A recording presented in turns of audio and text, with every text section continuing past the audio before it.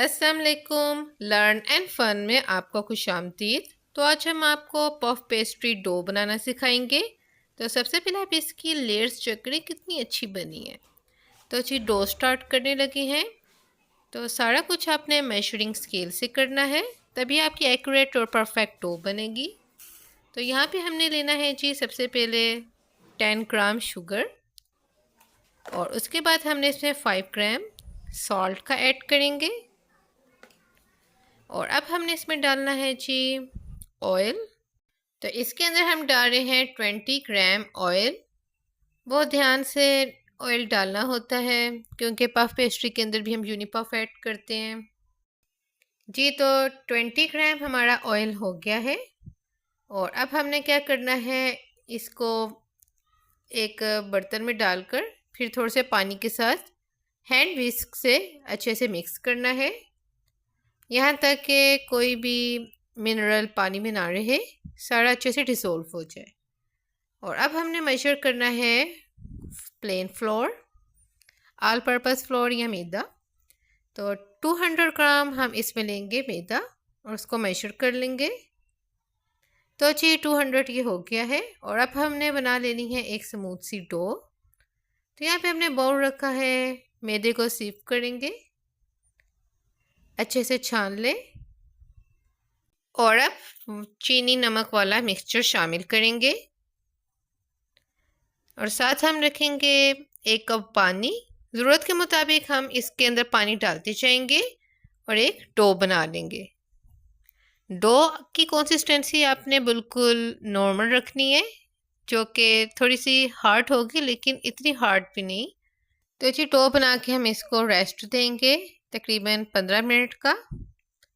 और इसको हम अच्छे से रैप कर लेंगे, किसी भी शॉपिंग बैग या क्लिंग शीट से आप इसको रैप कर लें ताकि हवा न जाए।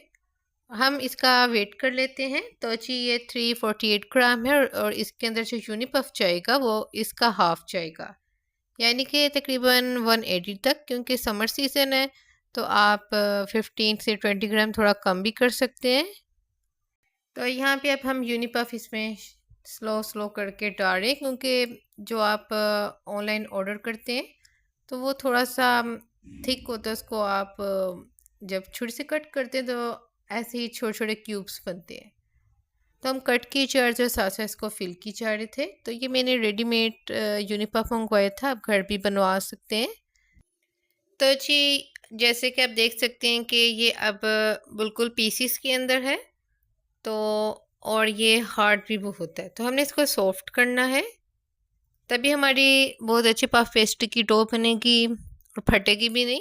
तो हम कद्दूकशर ले रहे हैं, पीलर ले रहे हैं। तो उससे अब हम इसको बिल्कुल एक थिन सी लेयर में कन्वर्ट कर देंगे। और यहाँ पे हमने ये सारा मैशर से, पीलर से बिल्कुल थिन कर दिया है। और अब हमने क्या किया है कि बटर पेपर की लेयर बिछाइए, दरमियान में हम डाल देंगे उसके सारा ये यूनिपफ जो हमने जितना भी क्रश किया था। और स्लो ये रूम टेम्परेचर पे आता जाएगा। उसके बाद आपने इसको बुक फोल्डिंग की तरह रैप कर देना है और चारों साइड से आपने इसको बिल्कुल सील कर देना है, ताकि जब आप इसको रोलिंग पिन से थोड़ा प्रेस करें तो ये बाहर ना निकले। तो जी रोलिंग पिन के साथ हम इसको अच्छे से मैश करके दोबारा से एक ब्लॉक की शेप दे देंगे, ताकि हमारा यूनिपफ बहुत अच्छे से डो पे सेट हो जाए। और ये अब सॉफ्ट हो गया है और बहुत स्मूथ है कि हमारी डो को ये फाड़ेगा भी नहीं। तो जी डो को हमने रेस्ट देखने के बाद नेट भी कर लिया था और अब हमने डो को बेलना है। तो आप कुछ भी कर सकते हैं, जैसे कि नीचे का सरफेस जितना स्मूथ होगा उतनी आपकी डो चिपकेगी नहीं और बहुत अच्छे से बड़ी हो जाएगी। तो हमने क्लिंग शीट नीचे बिछा दी है सिलिकॉन मैट के ऊपर। और ये है जी हमारी डो, बहुत स्मूथ सा इसका टेक्सचर है। ये ना बहुत हार्ड है ना बहुत ही सॉफ्ट है, बिल्कुल नॉर्मल। अक्सर बेलन के ऊपर आटा चिपक जाता है बेलते हुए और आपकी जो यूनिपफ होती है वो बाहर निकल आती है। तो मैंने एक बटर पेपर ऊपर रखा है और उससे मैं इसे बेल रही हूँ, जिससे बड़ी स्मूथली आगे की तरफ पुश हो रही है। तो पहले हम इसे लंबाई के रुख में बेलेंगे, उसके बाद फिर हम इसे विड्थ वाली साइड यानी चौड़ाई के रुख इसको बेल लेंगे।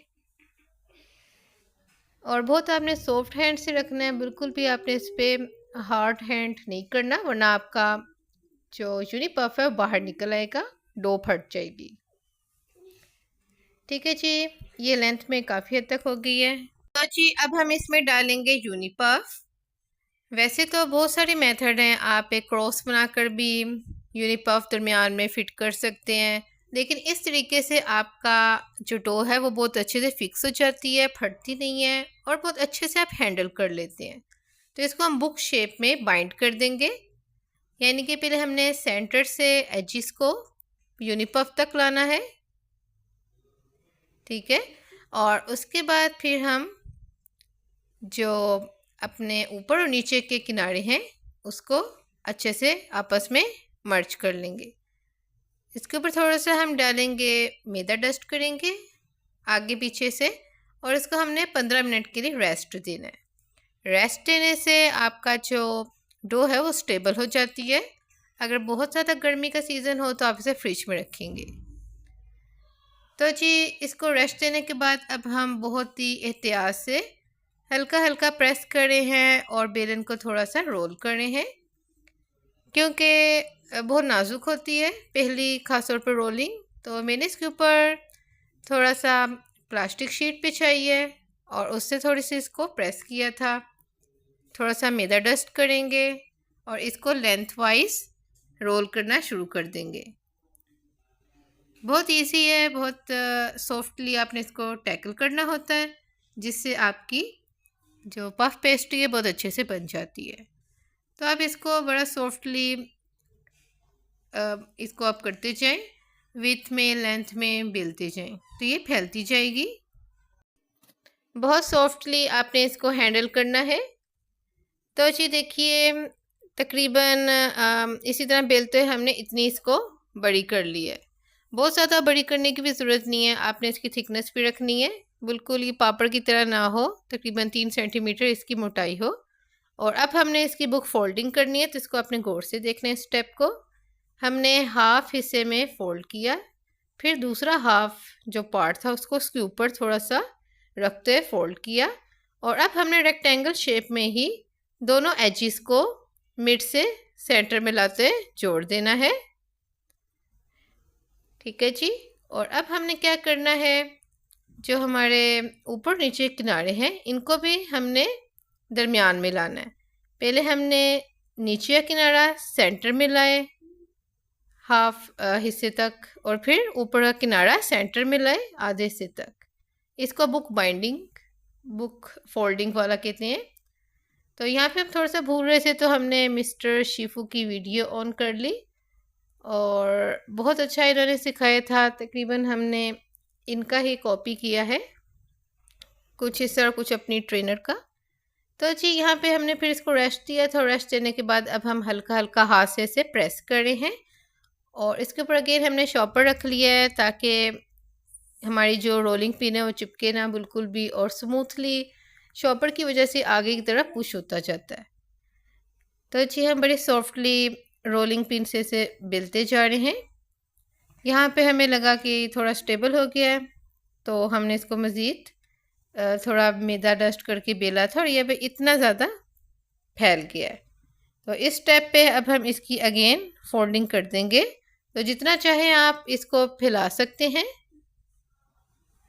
जितना ये फैलेगा उतना अच्छी फोल्डिंग आपकी पफ पेस्ट्री पे आएगी, लेकिन इसको आपने पापड़ की तरह पतला नहीं करना। अगेन 3 सेंटीमीटर मोटाई होनी चाहिए।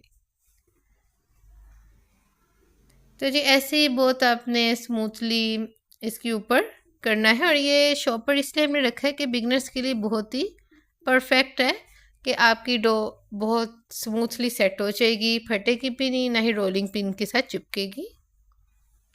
तो आपका जो सरफेस है ऊपर का और नीचे का बिल्कुल स्मूथ होना चाहिए, तभी आपकी डो परफेक्ट बन जाएगी। तो देखिए हमने अच्छा खासा मोटाई में इसको बेल लिया है और यहाँ पे अब हम इसकी जो है रैपिंग अगेन स्टार्ट करेंगे। तो जी ये सेकंड टाइम अब हम इसकी फोल्डिंग करने लगे हैं। तो शॉपर को अपने बड़ा स्मूथली और बड़ा ही एहतियात से कर लेना है फोल्ड। तो अगेन हमने इसकी फोल्डिंग कर ली है। अभी जी ये है थर्ड टाइम। हमने फिर इसे 15 मिनट का रेस्ट देना है। अगेन आप इसको फ्रिज में भी रख सकते हैं, अगर मौसम अच्छा तो बाहर ही रखें। और अब हम थर्ड टाइम इसको यूनिपफ के साथ बेल रहे हैं। तो अब ये स्टेप पे आप थोड़ा सा आप हार्ड भी बेलन चला लें तो कोई मसला नहीं है, क्योंकि हमारी जो यूनिपफ है बिल्कुल स्टेबल हो गई है, इसकी लेयरिंग बिल्कुल अच्छे से सेट हो गई है। तो जी हमारी फाइनल लेयर है। और इसके बाद जब हम इसको अगेन रैप करेंगे और जब हम अगेन बेलेंगे तो फिर हम उसकी कट्स करके मुख्तलिफ शेप्स डिज़ाइन कर सकते हैं। तो जी अगेन हम इसको सेंटर में लाएंगे जो हमारी लास्ट फोल्डिंग है, और फिर हमने इन दोनों एजिस को आपस में जोड़ देना है। और इसी तरह ऊपर और नीचे के जो हमारे एजिस हैं उनको भी अब हम जोड़ लेंगे। तो जी बहुत ही अच्छी सी स्मूथली सी हमारी ये जो डो है बिल्कुल रेडी हो गई है। तो आपने नीचे मैदा ज़रूर डस्ट करना है, इससे आपका जो डो है चिपकेगी नहीं, क्योंकि अगर मैदा डस्ट ना कीजिए तो भी चिपकने लगती। जैसे थोड़ा सा आटा हमारा चिपक गया था लेकिन हमारा यूनिपफ बाहर नहीं आया। तो जी यहाँ पे अब हम इसकी शेप्स कट करने लगे हैं। तो सबसे पहले हम आपको क्रीम रोल की शेप बनाना बताते हैं, क्योंकि आप देख सकते हैं कि बहुत ज़्यादा रेक्टेंगल नहीं है। तो आप इसके एजिस को पिज़्ज़ा कटर से आप आराम से कट कर लें और फिर आप इसे कोन पे रैप कर दें। इस तरह आपकी जो पफ पेस्ट्री है उसकी शेप भी स्क्वायर में हो जाएगी और एजिस साया भी नहीं होंगे बल्कि यूज़ हो जाएंगे। तो जी इसके अलावा आप इसके अंदर पैटिस की कटिंग भी कर सकते हैं। तो जी पैटिस कटर इजीली अवेलेबल हैं ऑनलाइन भी, स्टोर्स पे भी।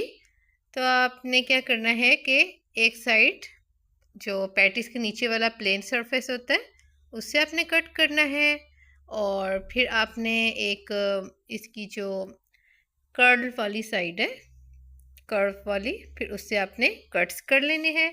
और आप इसको फ्रीज़ भी कर सकते हैं कि जब आप पैटीज बनाना चाहें तो आप आराम से चिकन की फिलिंग के अंदर डालकर आप इसको बेक कर सकते हैं। तो ये देखिए हमने इसको फ्रीज़ करने के लिए रख दिया है। 1 डज़न पैटीज हमारे लार्ज साइज़ के इस डो से बन गए हैं। सैंपल के तौर पे हम थोड़ा सा बेक करके दिखाते हैं। हमने फिलिंग के बगैर पैटीज की जो लेयर्स है उसको रखा है। तो देखें कितनी अच्छी, अभी ये डबल लेयर नहीं है तो कितनी फ्लफ़ी बनी है। जल्द ही पैटीज बनाना भी सिखाएंगे। वीडियो पसंद आई तो लाइक एंड सब्सक्राइब करें। अल्लाह हाफिज़।